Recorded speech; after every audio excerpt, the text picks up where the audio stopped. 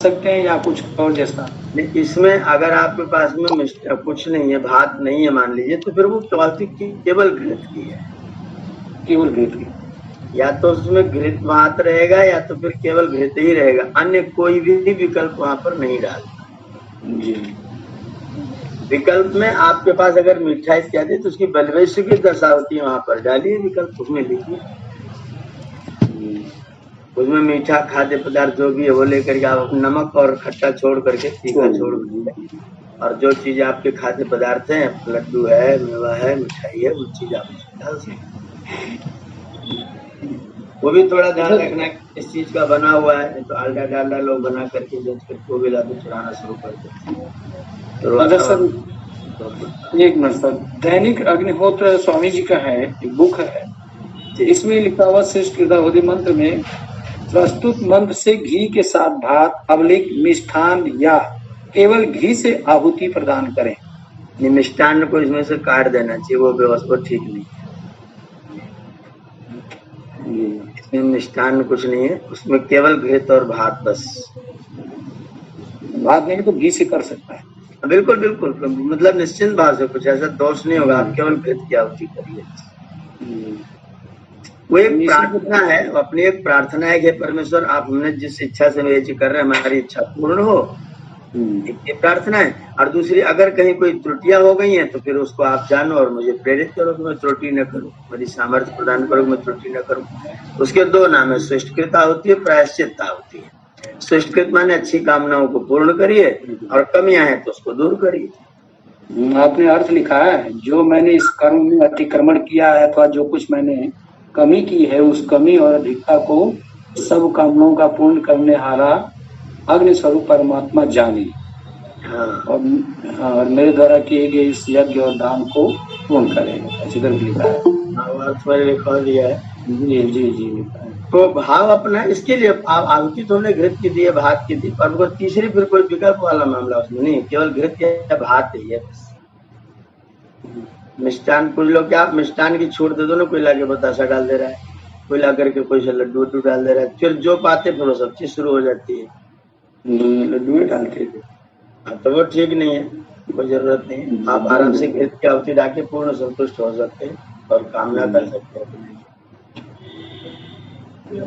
आनंद आता है, गुरुदेव यज्ञ कराते हैं ना, बहुत आनंद आता है, लोग भी बहुत खुश हो जाते हैं। मंत्रों का अर्थ आता हो तो जो भाव गांभीर्य बनता है, ये ठीक का बिल्कुल इसका अर्थ हो गया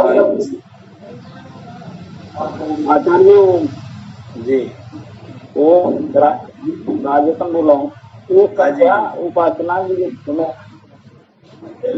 हमारे योग मिली हुई है, उसमें शुरू जब करते हैं ओम सन्नो देवी आपो भवंत देती है, तो उसमें 3 आचमन लिखा, तो मंत्र 3 बार करके आचमन करना है कि कई बार करना है?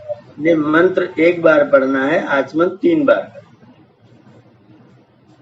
अच्छा, फिर आगमर्षण मंत्र के बाद फिर यही चीज है?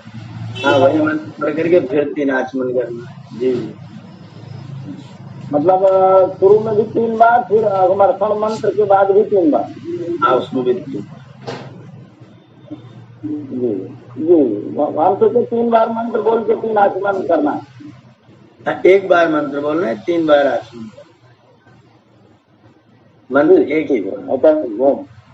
जी, ओम नमस्ते आचार्य जी।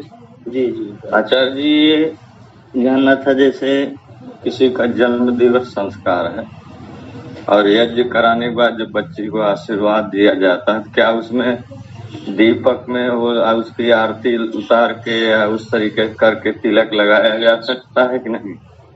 नहीं, बच्चे को तिलक लगाइए, पुष्प से आशीर्वाद दीजिए, आरती की कोई आवश्यकता नहीं। दिन का समय है, खूब लाइट है, खूब प्रकाश उजाला रहता है, उसको दीपक दिखाने की आवश्यकता नहीं है। बस तिलक लगाइए, उसको पुष्प से आशीर्वाद दीजिए, जल से आशीर्वाद दीजिए। जी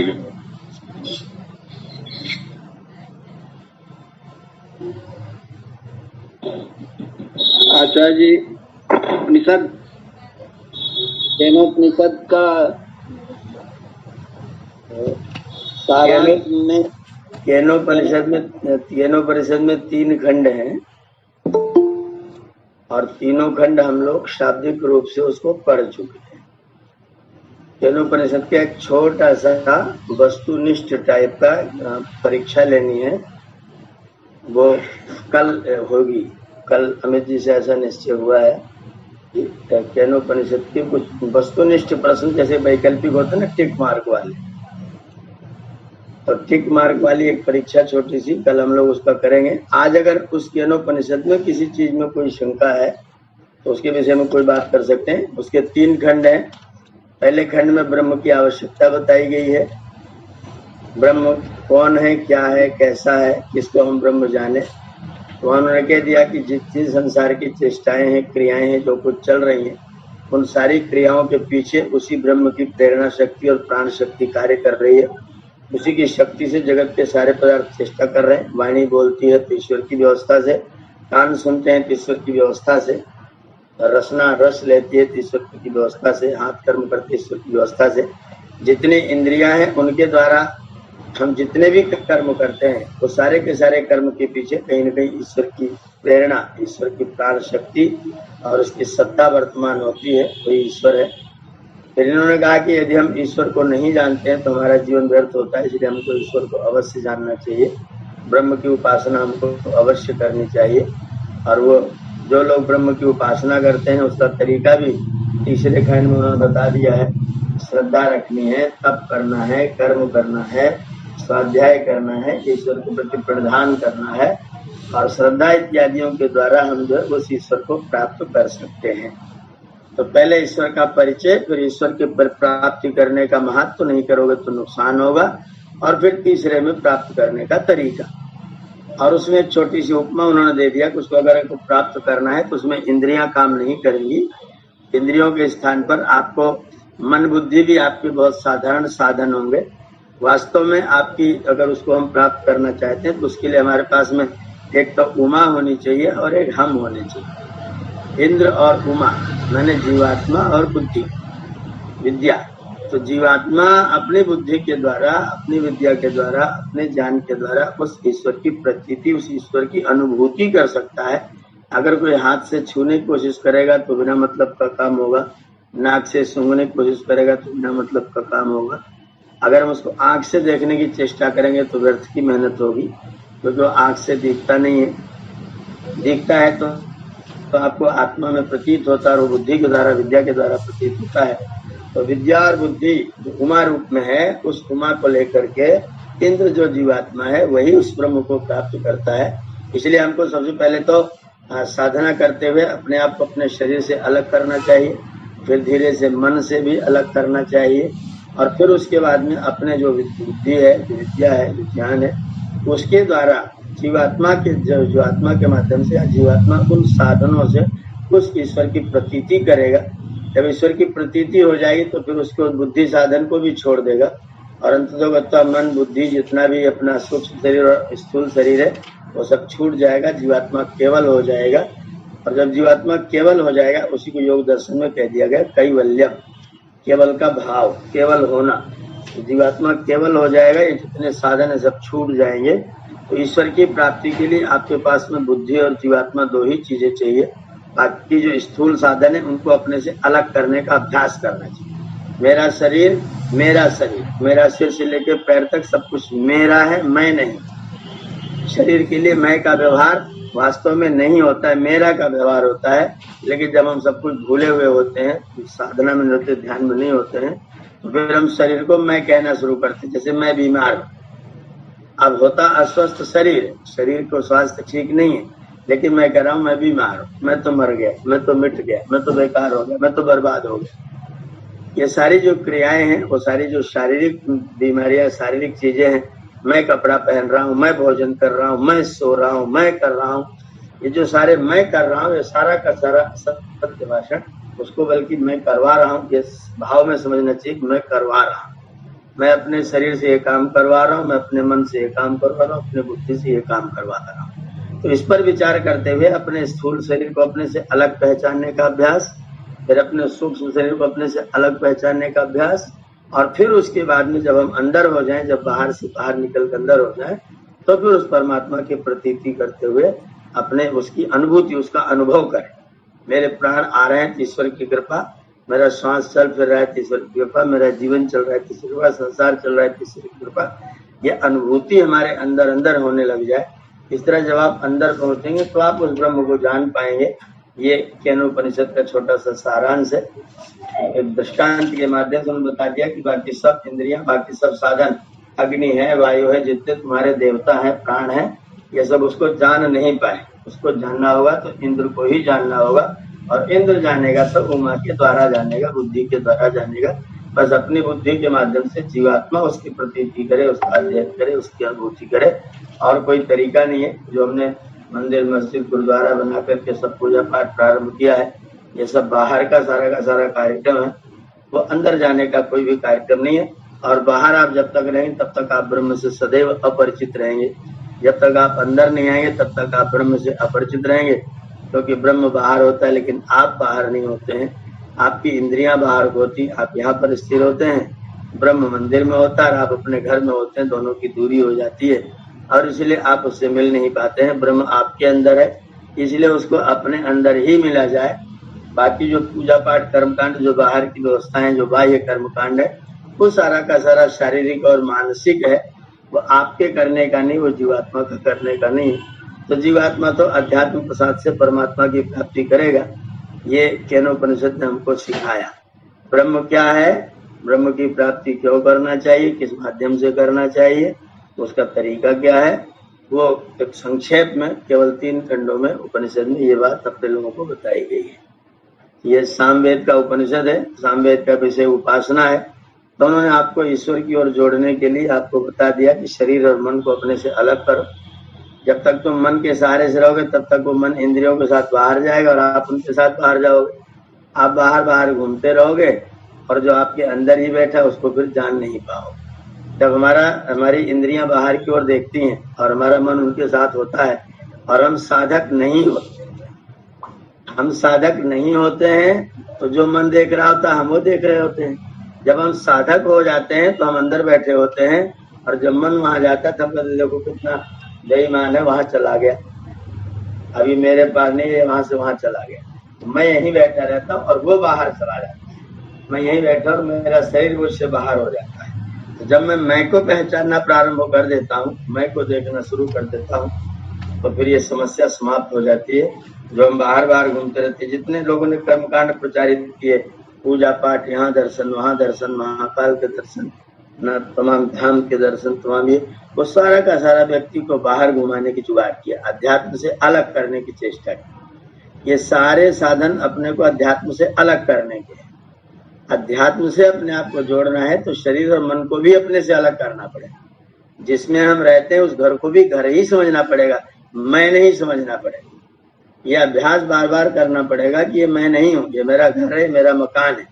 और मकान जब से बनना शुरू होता है तब से पुराना शुरू होता है, इसकी टेंट पेंट करानी पड़ती है, सुधार करना पड़ता है, सुरक्षित रखना पड़ता है। जब तक ये सुरक्षित रहता है तब तक हमको सुख पहुंचाता है। लेकिन मकान मेरा लक्ष्य नहीं है, मेरा लक्ष्य तो आनंद की प्राप्ति है। मकान मेरे को ईश्वर ने दे रखा है, इस मकान को ठीक रखते हुए अपने लक्ष्य की प्राप्ति करूंगा, मुझे लक्ष्य ही प्राप्त करना है। इसलिए कह दिया यह चेत अवेदित तत् सत्यमस्ति नोचित यावेदि नाति विनष्टि।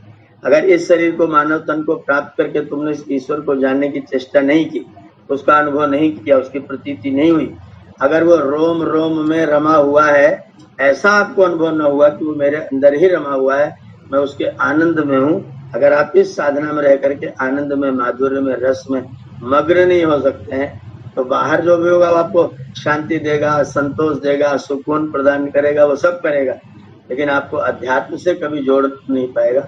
अध्यात्म का तरीका है शरीर और मन को अपने से अलग करके अंदर आने की चेष्टा। तो जो इस प्रयोग को करेंगे वही व्यक्ति आध्यात्मिक होंगे, और जो आध्यात्मिक होंगे वही ब्रह्म की प्राप्ति कर सकेंगे, क्योंकि ब्रह्म बाहर नहीं जाना जाएगा, ब्रह्म अंदर जाना जाएगा। बाहर भी ये प्रतीति करनी पड़े, जैसे बाहर मान लीजिए औषधियां हैं, वनस्पतियां हैं, फल हैं, फूल हैं, सूर्य हैं, चंद्र हैं, तारे, नक्षत्र हैं, इनको वेद में उस ईश्वर का झंडा कह रखा है। जैसे हम झंडे से किसी देश को पहचानते हैं, तिरंगा है तो ये भारत का होगा, कोई और कुछ लगाए तो पाकिस्तान का होगा, चंद्रमा बनाए, तलवार बनी है तो वो पाकिस्तान का है, कहीं चक्र बना हुआ है, षटकोण बना हुआ है तो अमेरिका का है, वो काला और सफेद है। हमारे पास में 3 रंग का है। झंडे से जैसे कोई देश, कोई राष्ट्र, और जैसे झंडे से कोई व्यक्ति पहचाना जाता है, कुर्ता धोती पहना, तिलक लगाया, ब्राह्मण होगा, धनुष बाण लिया, हथियार लिया, क्षत्रिय होगा, अपना व्यापार का कोई सामान लिया बेचने के लिए तो वैश्य होगा, और सेवा के लिए आपके साथ में होगा तो शूद्र होगा। ये भी हमारा एक झंडा है। ऐसी सारा संसार झंडे से पहचाना जाता है। तो जो ब्रह्मांड है वो ईश्वर का झंडा है।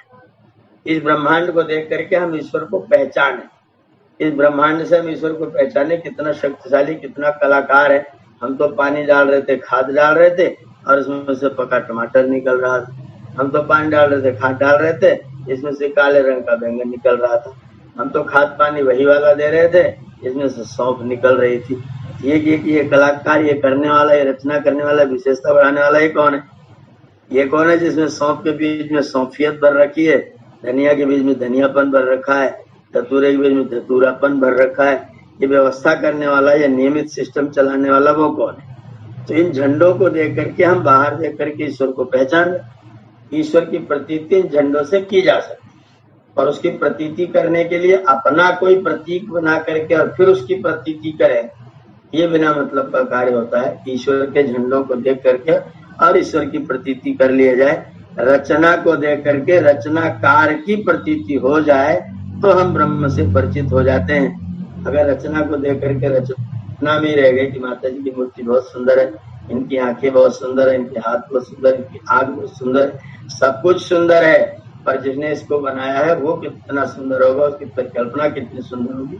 तो मूर्ति को देख करके मूर्तिकार को देख ले, और संसार को देख करके, सृष्टि को देख करके सृष्टा को देख, सृष्टि को देख के सृष्टा को देख ले, तो निश्चित तौर पर हम ब्रह्म की अनुभूति बाहर से देख करके कर सकते हैं। लेकिन जब भी उसका दर्शन होगा, वो होगा तो अंदर ही होगा। बाहर से केवल उदाहरण ले सकते हैं, बाहर केवल झंडा देख सकते हैं। झंडा देख करके जो प्रतीति और जो अनुभूति होगी वो तो इंद्र को ही होगी, बाकी किसी देवता को नहीं होगी। न अग्नि को होगी, न वायु को होगी, न रूप रस गंध स्पर्श किसी को नहीं होने वाली।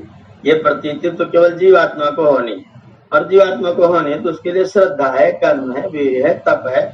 ये कर्म करने के हैं, इनको करते हुए ही आप ईश्वर की प्राप्ति कर सकते हैं। आप में 2 लोटा जल चढ़ाए और मुझे ईश्वर मिल जाए तो कुछ नहीं हासिल होने वाला।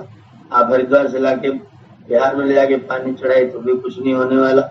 आप पैदल लेट के 14 कोसी परिक्रमा करते फिर ये कुछ नहीं होने वाला।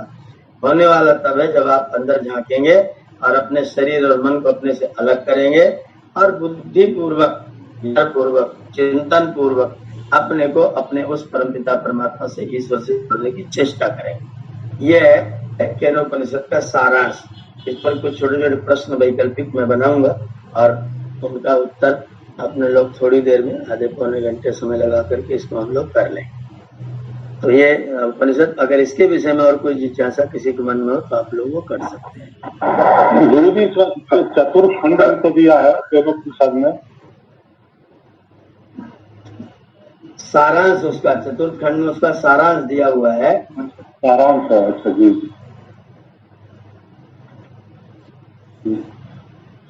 आचार्य जी नमस्ते। आचार्य जी नमस्ते। होगा तो ब्रह्मण तत् विजय विजय है वेदांतकार, है ना। ये वास्तव में ब्रह्म का ही विजय है। जो कुछ तुम करते हो सब ब्रह्म का ही है। ये बताने के लिए चतुर्थ को सारांश के रूप में, भावांश के रूप में लिखा जी।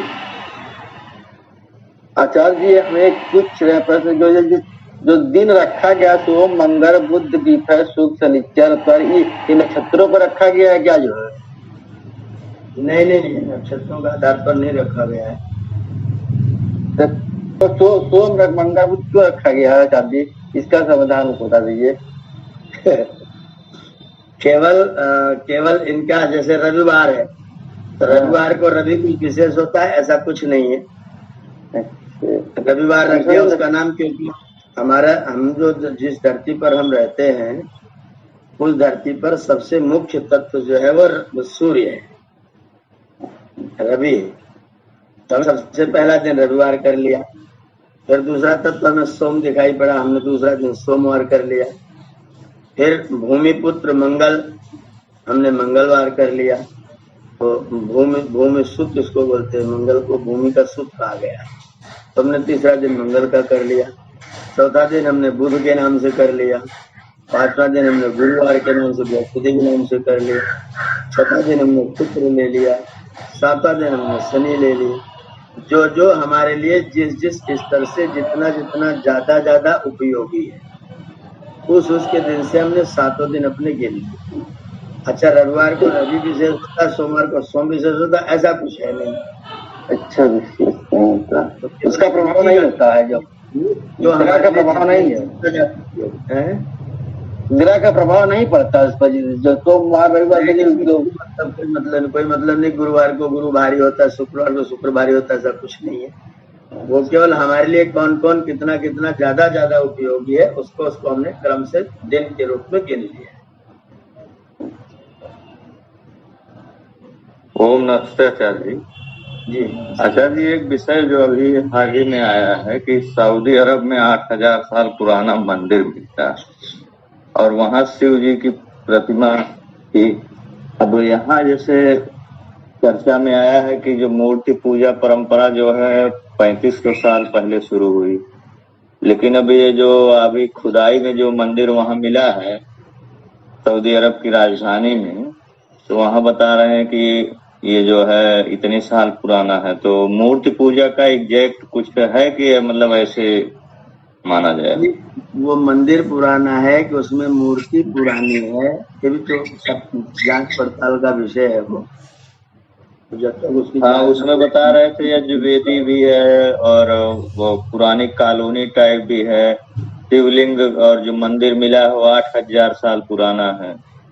मंदिर 8000 साल पुराना है, यजुर्वेदी 8000 साल पुरानी है, या उसमें जो मूर्ति कोई मिली शिवलिंग मिला वो भी 8000 साल पुराना है। ये सारा पड़ताल करना पड़ेगा ना। मैं यही जानना चाह रहा था आचार्य जी कि ये व्यवस्था जो है मूर्ति पूजा के प्रमाणिक ये माना जाए 3000-4000 साल पहले शुरू हुई थी और इसके पहले नहीं? सुनिए, पूरी वाल्मीकि रामायण, ठीक, और पूरा महाभारत, ये हमारे इतिहास के ग्रंथ हैं। इन ग्रंथों में, रामायण में, महाभारत में कहीं भी किसी शिवलिंग का नाम निशान तक नहीं, दोनों ग्रंथों में। अगर इन दोनों ग्रंथ, अगर उस शिवलिंग का प्रचार होता, शिवलिंग की पूजा होती तो निश्चित तौर पर उसमें राम जी ने यहाँ पर शिव की पूजा की, उपासना की, ये बात जरूर आई होती। और सब जगह राम के संध्या करने का, अग्निहोत्र करने का, वेद पाठ करने का, वो तो सब जगह वर्णन वाल्मीकि जी ने किया है। पर कहीं शिवलिंग मिला था उनको, वहां उन्होंने पूजा किया था। इस तरह का कोई वर्णन ना तो रामचरित इसमें रामायण में है और न ही महाभारत में है। तो हमारे जो पुरातन जो ऐतिहासिक ग्रंथ हैं, उन ग्रंथों में अगर उन चीजों की चर्चा तक नहीं, नामो निशान तक नहीं है, और वो चीजें अगर आज हमको प्राप्त हो रही हैं तो निश्चित तौर पर उस समय नहीं रही होगी, तब उनकी चर्चा नहीं हुई होगी। अब जिन ग्रंथों में चर्चा मिल रही है वो सब नवीन ग्रंथ है, ये सब सिद्ध हो चुका है, कब के लिखे हुए हैं। अब वो ऐसा होगा, मंदिर मान लो 8000 साल पुराना है और शिवलिंग उसमें बाद में रख दिया गया। शिवलिंग की स्थापना लोगों ने जब प्रारंभ हुआ 3000 साल पहले, तब स्थापित कर दिया। मंदिर जो हमारे यहाँ बनते थे, इसका मतलब प्राचीन काल से ही व्यवस्था थी मंदिर बनाने की? मंदिर तो बनते थे, मंदिर तो बनाया जाता था। अच्छा, मंदिर तो बनता था। और मंदिर शब्द का जो अर्थ है ना, वो मदी हर्षे, जो हमको हर्ष प्रदान करता है, जो हमको प्रसन्नता देता है, हमको आमोद दे, वो हमारा मंदिर है। अब हम अपने अपने घर में यज्ञ आदि, अग्निहोत्र आदि करते हैं, फिर एक दिन हम सब लोग मिलके एक जगह हो जाते तो स्वाभाविक रूप से हमें प्रसन्नता होगी, आनंद होगा, मिलेंगे जुलेंगे। तो मंदिर जो था वो सब लोगों के सामूहिक कर्मकांड करने के लिए, सामूहिक व्यवस्था के लिए एक स्थल था। वहां जाएंगे, सबसे मिलेंगे जुलेंगे, सब लोग मिल करके अग्निहोत्र करेंगे, बड़ा यज्ञ होगा, उतने के लिए मंदिर था। अब बाद में मंदिर में से यज्ञ को निकाल करके उठा करके मूर्तियां स्थापित कर दी गई, उनका पूजा पाठ शुरू हो गया। उस पूजा पाठ में ब्राह्मण वर्ग का लाभ होने लग गया, बेचने वाले बनाने वालों का लाभ होने लग गया, अगल बगल में प्रसाद मिलने वाले, तो पूरा का पूरा व्यापारिक दृष्टिकोण से वो चीज सबके लिए अर्थदायक हो गई, तो वहां सब लोग जुड़ गए और यज्ञ में व्यय होता था और उसका लाभ उनको दिखाई नहीं था प्रत्यक्ष, तो उसको छोड़ दिया धीरे धीरे करके। जी आचार्य नमस्ते। नमस्ते। कह रहे थे पिछले 1-1.5 महीने पहले हम लोग पढ़ रहे थे, गुरुकुल में था उस दिन, तो वाल्मीकि रामायण हम लोगों ने निकाली थी और गीता प्रेस भी सामने था और अपना स्वामी जगदीश्वरानंद सरस्वती का भी था। हमने आपको दिखाया था कि एक ही सूत्र की व्याख्या में जब राम लक्ष्मण भरत शत्रुघ्न कि वो यज्ञ होने वाला था, तो उस समय उसी श्लोक का अर्थ गीता प्रेस में दशरथ की आयु 60,000 वर्ष बताई गई और इसमें जो है स्वामी जगदीश्वरानंद की जो व्याख्या है उसमें 60 वर्ष बताई गई। एक ही सूत्र का अर्थ उसमें 60,000 बता रहा है, इसमें 60 बता रहा है। तो ये जो प्रेस के अंतर से जो व्याख्या लोग कर रहे हैं, तो क्या इन्होंने कुछ गीता प्रेस ने कहीं आपने देखा है क्या कि उन्होंने शिवलिंग और इस सब चीजों का कुछ लेकर के आया हो, बताया हो? जब वो 60 को 60,000 कर दे रहे हैं। वाल्मीकि रामायण में गीता प्रेस वाले में भी नहीं मिला। रामचरितमानस में तो शायद है ये सब चीजें सब। राम तो वहां तो लिखे रहेगा लिंग था विधिवत कर पूजा, हाँ तो उन्होंने लिखा है, बाबा जी ने लिखा है लिंग था विधिवत कर पूजा। उसी को देकर लोग कहते हैं रामेश्वरम में उन्होंने लिंग की स्थापना राम जी ने की थी। इन लोगों ने कहानियां बना करके दृष्टांत देकर, ये संस्कृत के पंडित लोग थे, इन्हें अपने संस्कृत में ग्रंथ लिख दिए और उसके लिए अपना कुछ इधर उधर जोड़ गांठ करके उसको अपनी कहानियां बना दी। ये वहां लेके जा रहा था तो रावण लेके जा रहा था, तो वहां पर ये सांप मिल गया तो उन्होंने कर दिया, वहां रख दिया तो वहीं पर वो जम गया। महाकाल के पढ़िए शिवपुराण में, महाकाल को उज्जैन वाले को, इसको रावण लेके जा रहा था, उसे कहा गया था कि इसको कहीं रखना मत, उसने वहां रख दिया, उसके बाद उससे वहां से उठा ही नहीं, वहीं पर महाकाल जाम हो गए। इस तरह की कहानियां बना करके लोगों को जो है उसको बता दिया गया कि ये कहानी इस तरह से, वो कहानी को लोग अपना ठीक मान लेते हैं। जिसको रावण लेकर के आया था वो दोबारा उठा ही नहीं। अब उनको किसी पूछोगे तो तर्क नहीं करेंगे, तो भगवान की लीला है, सब यही बैठना चाह रहे होंगे। जो पत्थर है वो चाहे कैसे रहा होगा, चाह उसमें कैसे होगी? आषाढ़ में पत्थर में जड़ वस्तु में चाह कैसे पैदा हो सकती है? चाह तो आत्मा का विषय है, इच्छा द्वेष प्रति तो आत्मा का लिंग है, इच्छा करना तो आत्मा का लिंग है। जड़ वस्तु कैसे इच्छा करेगी? ये वहां तर्क नहीं करते हैं। अब महाकाल को उज्जैन में आ गए, रावण लेके इनको जा रहा था, रावण ने रख दिया, उसको कुछ भूख प्यास कुछ लगी और उसने वहां रख दिया, रखने के बाद फिर महाकाल कहां से उठे, तो वहीं पर उन्होंने मंदिर बना दिया। आचार्य करके महाकाल स्थापित होता है। इन सारी कथाओं के बीच में अगर एक हाथ में हमारे वेद और दर्शन आदि नहीं है, तो फिर इन कथाओं में से सच्चाई निकाल पाना बहुत मुश्किल काम है, भटकने का पूरा चांस है। नहीं, कहानी वो उसमें सच्चाई निकलेगी नहीं, और निकालने की चेष्टा करेंगे तो प्रमाण कहाँ से लाएंगे आप? जी, वेद उपनिषद दर्शन को अलग कर देंगे, उसमें सच्चाई निकालने की चेष्टा करेंगे तो प्रमाण कहाँ से लाएंगे? प्रमाण आपको कहाँ से मिलेगा? प्रमाण के लिए फिर आपको वेद के पास जाना पड़ेगा। ये चीजें लोगों ने कहानी बना बना करके, हर एक घटना के लिए एक कहानी, हर एक चीज के लिए एक कहानी। नैना देवी मंदिर बनाना है तो यज्ञ किया गया, फिर यज्ञ में दामाद जी को निमंत्रित नहीं किया गया तो पार्वती को गुस्सा आ गया, तो उन्होंने अपने आप को आग लगा दिया, भस्म हो गई। अब वहां शिव जी पहुंचे तो उन्होंने उनको कंधे पर लाद लिया, बड़ा प्रेम करते थे, लेकर के सारे देश का चक्कर काटने लगे। जहाँ पर पार्वती की आंखें गल करके गिर गई, वहां पर नैना देवी मंदिर बन गया। अब ये कहानी, इसका क्या मतलब है? पत्नी मर गई तो पत्नी जल गई, पत्नी को लेकर के सारे देश में चक्कर काटने का क्या मतलब था? किसी की पत्नी मर जाए तो उसको लेकर के आप सारे देश में कंधे पर लादे लादे घूमिए, लोग कहेंगे पगला गया, इसका दिमाग खराब है। तो भस्मांतम शरीरम कह रखा है, जब शरीर को भस्म करना उसका अंतिम लक्ष्य, तो आप उस जली जलाई को लेकर के गुल घूम रहे, जहाँ उसका सब अंग सड़ सड़ के टपक रहा है, उसको संग पर आप मंदिर बना रहे हैं। ये कहानी नैना देवी की बता रहे हैं।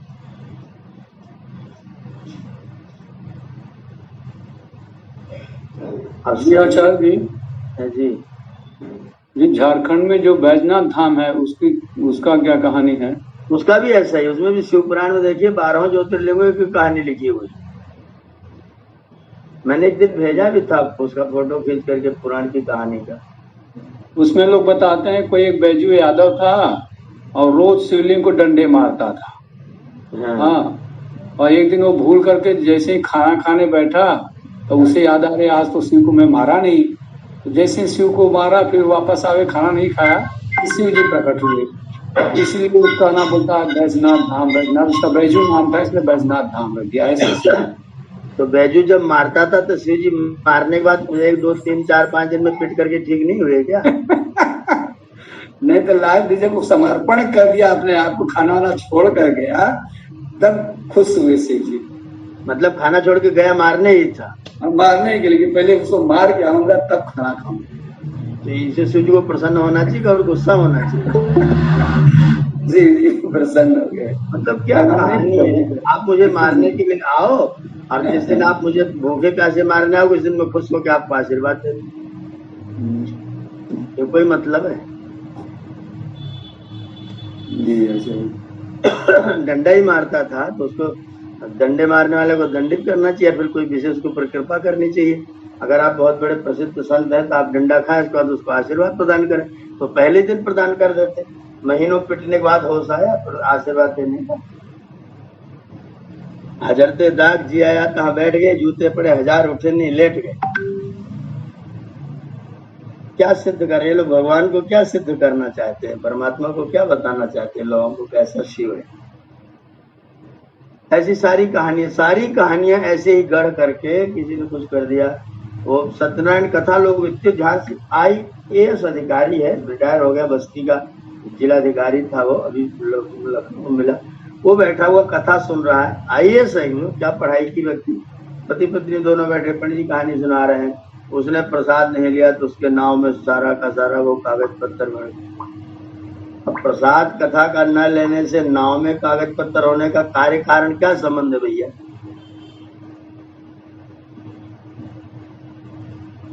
ये मतलब कुछ लेना ही देना नहीं है। IAS पढ़ाई कर रहे हैं तब तमाम तर्क, तमाम बुद्धि परीक्षण, तमाम तर्क शक्ति परीक्षण की परीक्षा दे रहे हैं और यहाँ के सब तर्क पता नहीं कहाँ लोप हो जाता है। सब तर्क शक्ति परीक्षा समाप्त हो जाती है। लाला ने प्रसाद नहीं लिया, हो गया, बनिया ने बोल दिया ये हो गया, राजा का सब राज्य ही छूट गया, फिर प्रसाद ले लिया तो सब ठीक हो गया। आचार्य जी ऐसे मामलों में कोई तर्क नहीं करता है, वैसे बैठकर तर्क करेंगे। इसीलिए तर्क नहीं करते हैं, इसलिए कुरीतियां आराम से पनपती रहती, 4 लोग उसका लाभ उठाते रहते, फायदा लेते। आजकल आचार्य संकट ये हो गया है कि जैसे आप तर्क करेंगे वैसे ही आप कोई समाजी सिद्ध हो जाते हैं, फिर वो आप हम समाजी सिद्ध हो जाए इसमें कोई दोष नहीं, और आप कम से कम तर्क का उत्तर तो दे लो। तुम समान हमें कह लो जो तमगा देना वो दे लो, पर हमें बात तो समझा दो, उस तर्क का उत्तर तो दे दो। आप मुझे कोई समाजी समझ लो, बेवकूफ समझ लो, मूर्ख समझ लो, और उस तरह का उत्तर तो दो, प्रश्न पूछना उसका जवाब तो दे दो। ठीक ठीक। कुछ लोग नास्तिक भी कह देंगे, अगर समाजी नहीं कहेंगे नास्तिक कर देंगे। कुछ भी कहो, हम तो कहते हैं आप मुझे जो तमगा चाहो वो दे दो। आपके तमगा देने से आपको विश्वविद्यालय नहीं है कि आपने डिग्री दे दी थी मेरी डिग्री पास हो जाएगी। आप एक व्यक्ति है, तो व्यक्ति है तो व्यक्ति जो कुछ तमगा दे उसका कोई फर्क नहीं पड़ता है, लेकिन वो व्यक्ति मेरी बात का उत्तर तो दे दे भाई, तो मेरे सवाल का जवाब दे दे। हमें जो कुछ कहे वो कहे, हम जो पूछे हमको समझा दे जो हम समझना चाहते हैं। उसे हम पूछेंगे जड़ किसे कहते हैं, चेतन किसे कहते हैं, जड़ की परिभाषा बताओ, चेतन की परिभाषा बताओ। अब जड़ की परिभाषा अगर है कि जो अपने आप गति न करे, किसी गति कराने से अगर गति करे, वो यदि जड़ है तो फिर भगवान आपको आशीर्वाद कैसे कराएगा, कैसे देगा? मूर्ति आपको आशीर्वाद कैसे देगी? उसको आशीर्वाद आप दिलवाएंगे। फिर आप कहें हमने तो प्राण प्रतिष्ठा कर दिया, तो अगर आपने प्राण प्रतिष्ठा कर दिया, चलो हमने मान लिया, जब अमावस्या को उनको तुम फेंकने के लिए जाते हो, नदी में डालने जाते हो, तब प्राण निकालते हो कि नहीं निकालते हो? अगर नहीं निकालते तो तुम हत्या कर दो, तुम्हारे पर 302 लगेगी, तुम्हारे खिलाफ FIR होगी। अगर प्राण निकालते हो तो भी तुम 302 करते हो। प्राण तुमने निकाला, कैसे प्राण निकालने का अधिकार तुमको दिया? तो तुम्हारी प्राण प्रतिष्ठा भी बेकार, प्राण निकालना बेकार, और प्राण बिना निकाले फेंक दिया तो तुम बहुत ही बड़े दुष्ट हो। अब उन्होंने आचार्य डाला, उन्होंने निकाला, अब हम लोग पूछने वाले कौन होते हैं, ये बड़ा प्रश्न है। नहीं, हम पूछ, क्योंकि हम आपके भाई हैं और आपसे जानना चाहते हैं, हमारी जिज्ञासा है। ये बाकी जो 1000 लोग होते हैं वो तो नहीं पूछते हमारी हैं। जिज्ञासा को शांत करिए आप। मेरे मन में प्रश्न हो रहा है कि आप ऐसा कर रहे हैं, इसका क्या उद्देश्य है, क्या लाभ है, क्या फायदा है, वो हमको कृपा करके बता दीजिए। अब आचार्य जी ये तर्क बुद्धि अगर नहीं है तो हजारों कहानियां हैं, उस कहानी में भटक करके व्यक्ति कहां से कहां पहुंच जाता है। इस तरह तो डर है बहुत पहले से कि गरुड़ पुराण, मृत्यु के बाद गरुड़ पुराण नहीं सुनेंगे तो पाप लगेगा, और ऐसा नहीं करेंगे तो ऐसा होगा।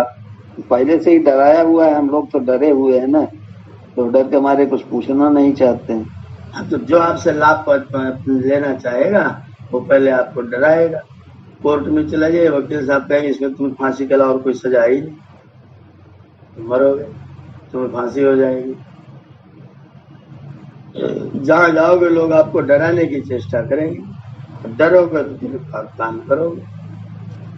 वो मदारी खेल दिखाता, सड़क खड़ा होकर के बिछा लेगा, एक अगर किसी ने भी पैर हिलाया तो लड़के की जान चली जाएगी, हत्या तुम्हारे ऊपर लगेगी, तुम्हारे ऊपर। यहाँ से हिलना मत, बिल्कुल खड़े रहना, एकदम खड़े रहना।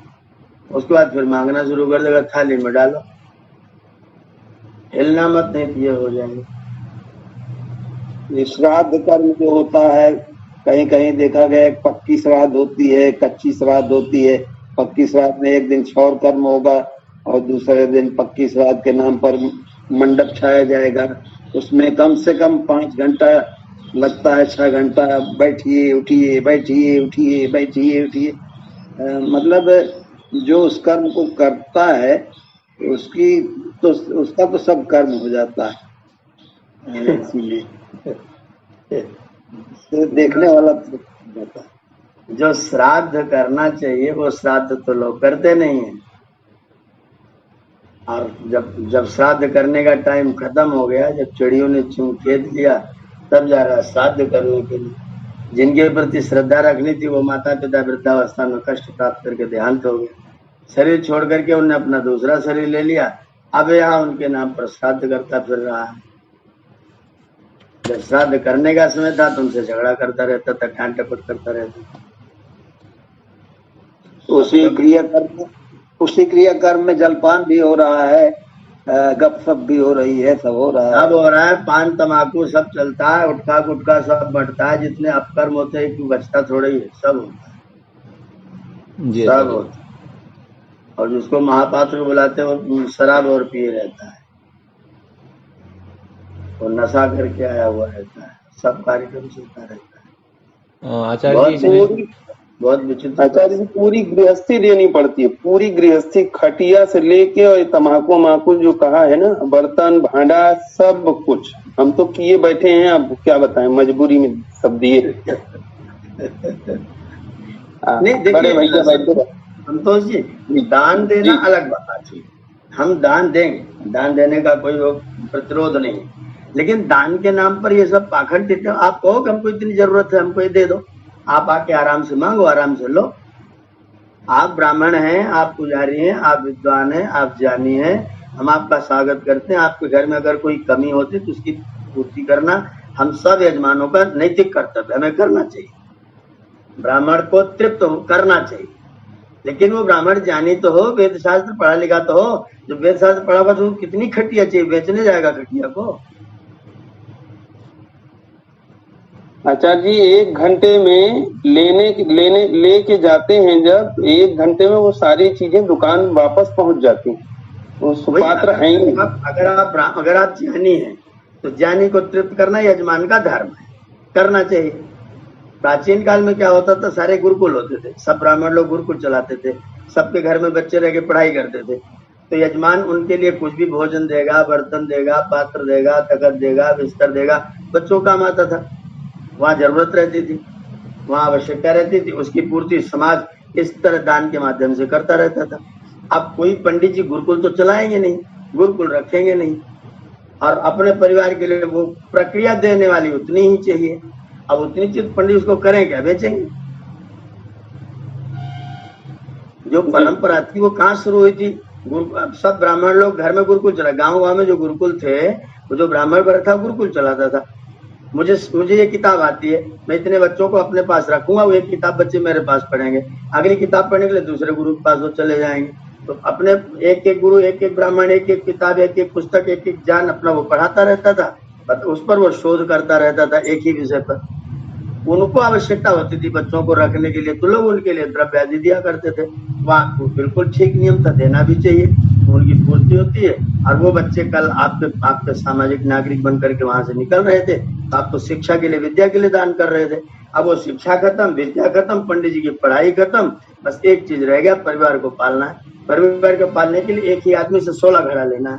अब वो 16 घड़े का करेंगे क्या अकेले? घर में रखे भंडार कितना बड़ा, गोदाम कितना बड़ा बनवाए, और रख के करें भी क्या उन बर्तनों का? तो फिर वो जाके बेचेंगे। ये अब बीमारी हो गई, जो चीज आवश्यक थी वो बीमारी हो गई। आचार्य जी, मजे की बात यह है कि देने वाले को पता है ये सब, लेकिन फिर भी लोकाचार के नाम पे और सामाजिकता के नाम पे कि समाज क्या कहेगा, कर रहे हैं, मर रहे हैं, पता होता है, पंचायत में बैठ करके उसकी निंदा करता है जी, और उसके बावजूद निंदित कर्म को जब अपने घर आता है तो फिर करता है। उसी निंदित कर्म को जिसकी निंदा कर रहा है, उस निंदित कर्म को अपने घर में फिर से करता है।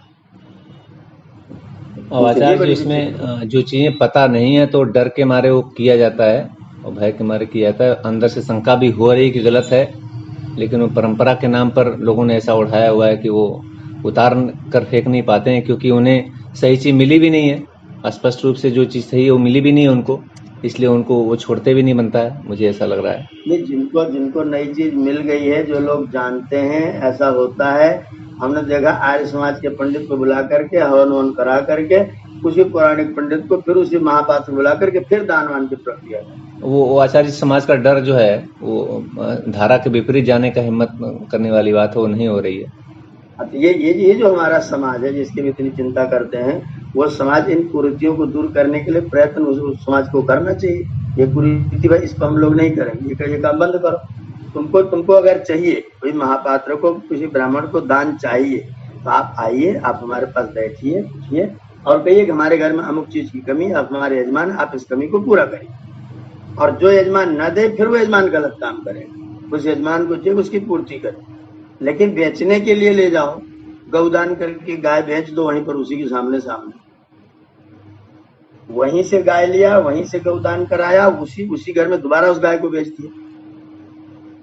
आचार्य जी, आपका ये पूरा आंदोलन, फिर पैसा दे, फिर गाय ले लिया। आपका ये पूरा आंदोलन 147 साल का है कुल जोड़ घटा करके, तो 147 साल में बहुत कम हुआ है, लेकिन बहुत जितना हुआ उससे ज्यादा बाकी है। नहीं, आंदोलन बहुत बाकी है। इस आंदोलन को हम सब लोगों को करना चाहिए। पहले तो अपना शुरू करना चाहिए, अपने घर में इस तरह कोई चीज। भाई, हमारे यहाँ जो पूजनीय व्यक्ति होगा वो आएगा। अब पूज्यों का हमारे घर में आदर नहीं होगा। आपकी आवश्यकता है तो आप आइए, भिक्षुक बन के आइए, ज्ञानी बन के आइए। भिक्षुक के लिए भी दान देने की व्यवस्था है, ज्ञानी के लिए भी दान देने की व्यवस्था है। दोनों तरह से हम आपकी तृप्ति करेंगे, लेकिन पाखंड करके इतना होना चाहिए, इतना तुम्हें आवश्यकता नहीं, फिर भी इतना होना ही चाहिए, ये गलत बात है। अगर हर शुद्ध में एक व्यक्ति को एक तखत मिले, और गांव का एक ही पंडित महापात्र, पूरे जवार का एक होता है, वो कितने तखत अपने घर में रखेगा? और हर में उसको एक तखत मिलेगा। अच्छा जी, इसमें जो दान लेने और दान देने की परंपरा है, जो ब्राह्मण के लिए जो परिभाषा है, तो वो प्रकट हो जाए तो फिर लीजिए खूब, आप, कोई दिक्कत नहीं है, जितना लीजिए फिर उधर दीजिए। लेकिन उसके साथ दो वेद पढ़ाने यज्ञ करने कराने की जो दो परिभाषा और है, वो तो बिल्कुल सिरे से गायब है, उसको जानते ही नहीं। प्रश्नोपनिषद में जो आचार्य लोग होते थे गुरुकुल के, उनका नाम था महाशाला, मतलब जिनका बहुत बड़ा गुरुकुल है। तो महाशाला आचार्य, अब महाशाला आचार्य आएगा तो उसको बहुत बड़ी आवश्यकता होगी। उसका चाहे जितने तक पहुंच जाए ठीक है, उसके पास तो विद्यार्थी आएंगे, उनको लेटने के लिए व्यवस्था चाहिए। तो महाशाल के लिए तो ठीक है। अब ये महाब्राह्मण हो गया, शाला इसकी छोटी सी है, तखत लेके जाएगा, करेगा क्या है, रखेगा कहाँ? 1 2 3 4 5 6, आपके 4 कमरे तो 8 तखत लगा लोगे। कितने तखत लगाओगे? साल में 10-5 लोग इधर उधर खत्म होंगे। आपको हर साल 10-20 तखत मिलने हैं, आप लेके क्या करो, उसको जाओगे कहाँ? लेकिन देने वालों को अनिवार्य रूप से देना है, और लेने वाला एक ही व्यक्ति है, उसी को लेना है, वही लेगा। अब ये सब सारा आचार्य चल रहा है बहुत तगड़े से। एक कथावाचक महोदय पिछले 3 दिन से मुझे जो है शास्त्रार्थ कर रहे हैं। वो कह रहे हैं कि कृष्ण परमात्मा थे, राम परमात्मा थे। हमने तब दूसरे नियम की थोड़ी सी व्याख्या कर दी आधे घंटे में लिख करके। हमने कहा परमात्मा का ये गुण होता है इसमें। तब से अभी मौन साधे हैं 2 दिन से, बोल नहीं रहे हैं कुछ भी। कृष्ण परमात्मा थे और सारी गोपियां जो है वो प्रेमिका थी। हमने कहा गोपा लोग कहाँ गए, खाली गोपियां ही प्रेम कर रही परमात्मा को, गोपालों को प्रेम नहीं आता करने। तो इस पर भी मौन हो गए। और ईश्वर का जो स्वरूप है, जो संसार को चला रहा है, माने बिना तर्क और बिना वेदों के हाथ में लिए, दर्शनों को हाथ में लिए बिल्कुल सिद्ध नहीं किया जा सकता। और हमें उसको समझ लेना पड़ेगा, तब जाकर हम बात वहाँ पर रखते हैं। ये बड़ा ही आसान तो नहीं है आचार्य। अमित जी कुछ तर्क रखो तो उटपटांग बोलने लगते हैं। नहीं तो हम उटपटांग नहीं बोलेंगे। हमने दूसरे नियम की पूरी व्याख्या लगभग 16-17 जो परिभाषाएं हैं वहां पर दी, उसको हमने पूरा रखा क्रम से, जैसे जैसे एक एक चीज से, कि अगर वो निराकार है इसीलिए वो सर्वव्यापक है, कि उसका जब आकार नहीं है तो कण कण में है वो, और कण कण में जो सब जगह रहेगा वही सर्वशक्तिमान हो सकता है। इस तरह सारे गुणों को मैंने जोड़ करके वहां रखा। तब से अभी उनको सांप सूंघा हुआ है, बोलने की आवाज नहीं निकल रही उनकी। अब 2-4 दिन में थोड़ा समझ में आएगा, तब कुछ बोलेंगे, कुछ तर्क रखेंगे, फिर हम जवाब देंगे उनको। जी जी। जैसे विवाह में पंडित जी बुलाए जाएंगे। पंडित जी, केवल पंडित जी ही एक समाज में है जिनको यदि बुलाया जाता तुरंत, चाहे जिस परिस्थिति में हो तुरंत पहुंचते हैं। और चाहे जिसको बुलाया जाए वो कुछ न कुछ बहाना बताएगा या देर से आएगा। और उनको दक्षिणा के रूप में उनके अनुसार तो देता नहीं कोई। तो कम ज्यादा होता है तो कुछ हो सकता है कि खटपट हो, उसमें पंडित जी को बेइज्जत भी करते हैं लोग। जो भी कर्म होते हैं इसमें मैंने तो देखा है, इसमें मृत्यु के पश्चात होता है श्राद्ध, उसमें महापात्र की पिटाई भी की है लोगों ने कि बेवकूफ कहीं गए, इतना ज्यादा तुमको कैसे दे देंगे, बहुत बदतमीजी करोगे, मारे गए, तो पिटाई भी हुई। ऐसा भी लोग करते हैं। अब वो कहते रहते हैं फिर भी देते रहते हैं जी, वो कह के देते रहते हैं।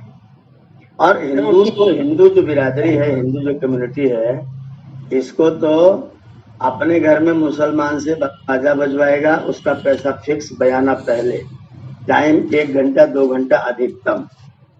पटाखा लाएगा, वो जितना पैसा देगा उसमें कोई मार्जिन नहीं, पटाखा खरीद करके लाएगा। बाजे बजवाएगा, लाइट वाला तय करेगा, बाजे वाला तय करेगा, उनको बराबर वो जितना पैसा मांगेंगे उतना पैसा देगा। और वो उनका टाइम फिक्स होगा, वो 1 घंटे के लिए आएंगे बस, 2 घंटे के लिए आएंगे बस। और जो जिसको बुलाएंगे विद्वान को, जो मुख्य रूप से संस्कार कराने वाला है, उसके लिए कोई टाइमिंग नहीं, उसको फिक्स नहीं करेंगे, उसका कोई बयाना बट्टा नहीं होगा।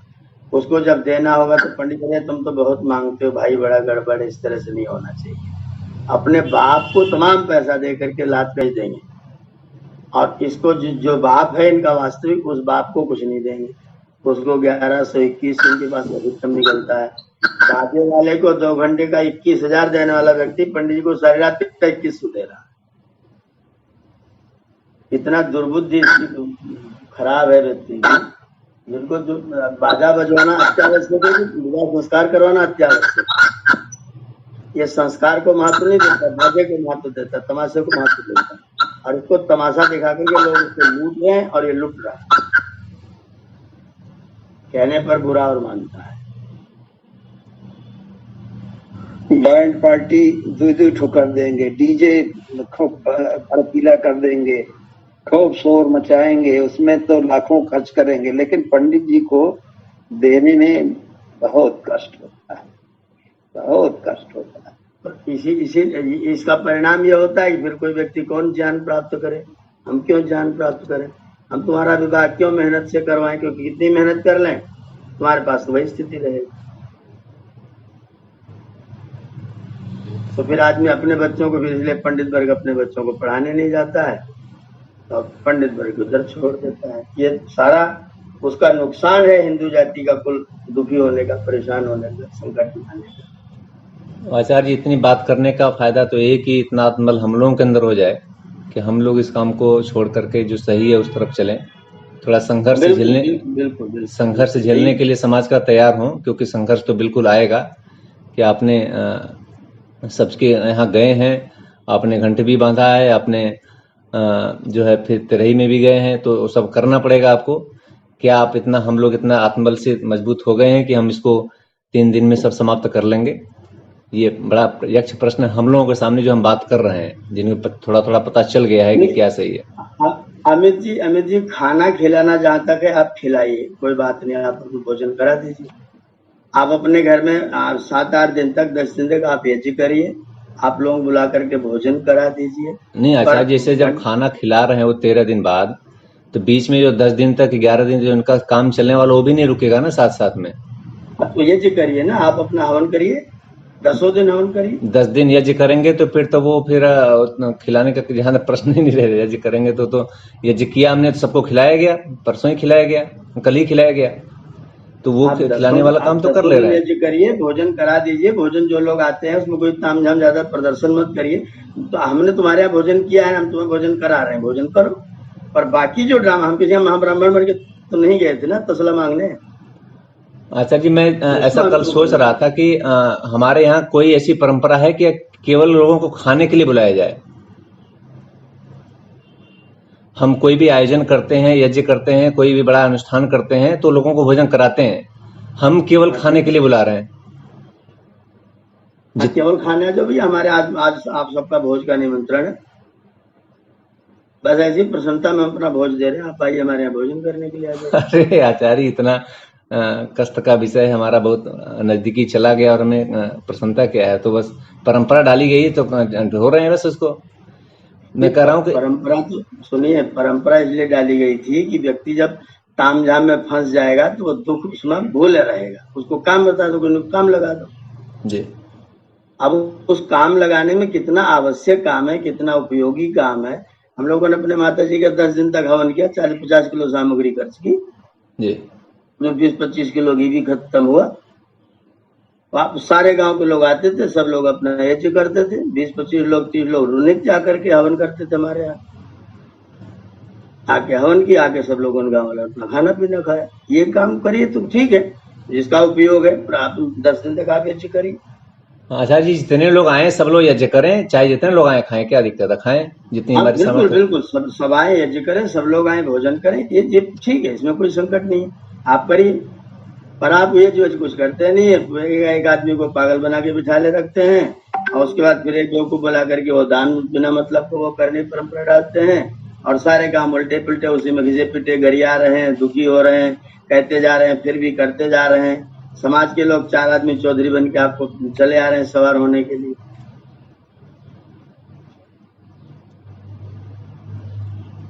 हमारी माता जी की अंत्येष्टि में चौधरी को डांटना पड़ा था ना मुझे जी हाँ, सुना तो था। वो समाज का चौधरी ही था, उसे मैंने फिर जोर से डांटा। उसके बाद फिर वो पूरे टाइम कभी बोला ही नहीं, फिर चौधरी बनने नहीं आया। ये जो मृत्यु का जो आचार्य है, इसमें अवसर है तो इतना श्रेष्ठ अवसर है, जीवन और मृत्यु के बीच का जो रहस्य है उसको चर्चा करने के लिए, बात करने के लिए।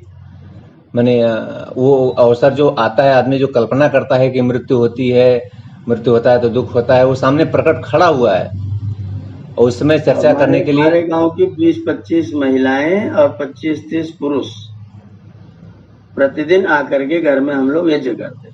कितने लोग रोज आते थे, रोज हम लोग यज्ञ करते। यज्ञ करने के बाद जितने लोग यज्ञ कर रहा हो भैया भोजन भी करो। आचार्य जी, यज्ञ भोजन तो हो गया, इसमें जो ब्रह्म विद्या है जो जीवन है और जो मृत्यु है, सबसे कड़वा सत्य तो यही समझ संसार का है, सबसे ज्यादा दुखी करने वाला। उसके ऊपर बातचीत, उसके ऊपर चर्चा, वो चीजें किया जाए जो उपयोग की चीज है, वो करने का है, वो किया जाए। भोजन कराने का इतना भयंकर विरोध नहीं है। तो जो टिटिम्मा करना पड़ता है, गांव के बाहर घंट बांधिए, फिर आदमी चाकू ले लिए पूरे टाइम घूमेगा, अकेला बैठा रहेगा, उससे कोई नमस्ते अभिवादन प्रणाम नहीं करेगा, वो जल्दी तरह अपने हाथ का कुछ भी बनाए खाए, इसको कोई भोजन देने वाला नहीं होगा। ये सब तमाशा असौच, यज्ञ ही नहीं। यहाँ तो लोग जबरदस्ती करते, यज्ञ ही नहीं करना चाहिए, वो दिन असौच होता है, अपवित्र होता है, यज्ञ नहीं होना चाहिए। जी पौराणिक की परंपरा में उन 10 दिन तक तो जब तक सुधीर तब तक यज्ञ ही नहीं करने दें। अब हम लोग तो करते हैं, हमारे यहाँ तो कोई नहीं बोलता। एक बार जब शुरुआत में पहली बार होगा तो संघर्ष करना पड़े, जब वो जान जाए नहीं भैया तो यार समाज के सिद्धांत वाले हैं, तो बात खत्म हुई, फिर आपका कोई कुछ नहीं, सब चुपचाप। आचार्य जी, हम लोग जैसे तीसरे दिन शांति यज्ञ करते हैं तो शायद दाह संस्कार से लौट करके तुरंत यज्ञ करने का भी विधान है। तुरंत लौट के आते ही तुरंत करने का विधान। जी, जितने लोग जाएंगे सब घर लौट करके आएंगे, सब लोग अग्निहोत्र करेंगे, वहां पर यज्ञ होगा। लेकिन आचार्य इसमें तो बड़ी मना स्थिति बहुत ऊंची चाहिए। अगर कोई कम उम्र का चला गया है तो लोग, अब चलो ठीक है 90 साल का गया तो उतना लोग कष्ट में नहीं होते हैं, लेकिन कोई 30 साल का चला जाए बड़ा भी जाए तो भी, अगर छोटा भी गया है तो भी यज्ञ करने में क्या परेशानी? शुद्धि तो कर रहे हैं हम, पवित्रता के लिए काम कर रहे हैं, परमात्मा से प्रार्थना कर रहे हैं। हमारा कोई प्रिय व्यक्ति चला गया, हम उसके लिए परमात्मा से प्रार्थना कर रहे हैं। अरे उसके बाद आचार्य जी, शांतिगण के मंत्रों से आहुतियां देनी है। 30 साल का कोई चला जाए और इतना आप जो कह रहे हैं, इतना आदमी रोने से तो फुर्सत नहीं है, उसको आहुति मंत्र क्या पड़ेगा? तो हिचकी बधेरेगी उसकी। भाई उसके लिए प्रार्थना करना अच्छा है कि रोना अच्छा है? अब इतना होने में तभी समय लगेगा आचार्य जी, बहुत। हाँ, इतना लोगों ने नहीं समझाया। ग्रस्त होगा व्यक्ति तो खाली हो चिल्लाएगा। आचार्य जी, क्या फर्क पड़ने वाला है? आचार्य जी, जो चौधरी का नाम लिया आपने, चौधरी को डांटना पड़ा, तो ये चौधरी होते हैं? हाँ, वो गांव में कुछ लोग चौधरपन करते हैं ना कि ये ऐसा करो, इसको ऐसे करो, उसको ऐसा करो, और 10 कदम चलने के बाद अगर बैठ न जाइए लेकर के मृत शरीर को, तो बहुत बड़ा तूफान आने वाला है वहाँ। वही चौधरी होती हैं, वो बैठा देते हैं लोग पकड़ के।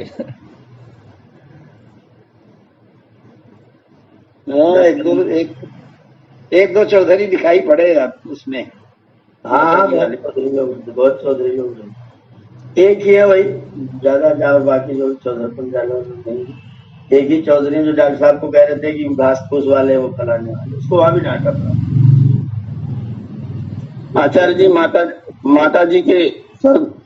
जी के निधन पे मैंने 13 दिन अपने बड़े भाई से, घर में विरोध हुआ था, 13 दिन लगातार प्रतिदिन यज्ञ कराया था, और मैं ही किया था उसको, मतलब मैं ही करवाता था उनको। और 13वीं के दिन वो बड़ा, मतलब बड़े भैया की थोड़ी आदतें खराब हैं, 13वीं के दिन यज्ञ करने का बड़ा मन नहीं था उनका कि आज हम छूट हो गए हैं। सॉरी, 10वीं के दिन, तो 10वीं, 11वीं और जो भी है, द्वादशी और त्रयोदशी, 13वीं, ये 3 दिन वो करना नहीं चाहते थे, जबरदस्ती बैठा के कराया। नहीं, ये आपको करना है तो करना है।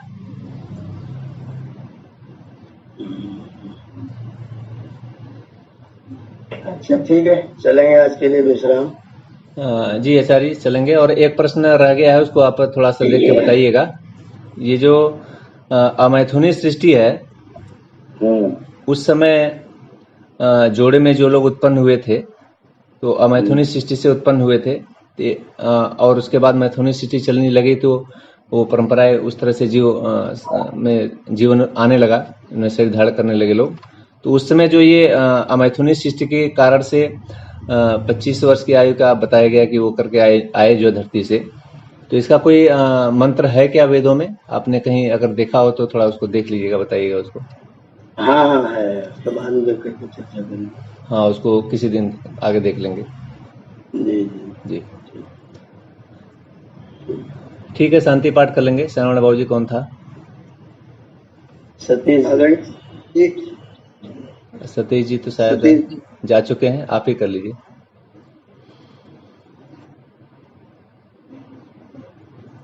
ॐ द्यौ शान्तिरन्तरिक्षं शान्तिः पृथिवी शान्तिराप शान्ति रोषधयः शान्तिः वनस्पतयः शान्तिर्विश्वे देवा शान्तिर्ब्रह्म शान्तिः सर्वं शान्तिः शान्तिरेव शान्तिः सामा शान्तिरेधि। ॐ शान्ति शान्ति शान्ति।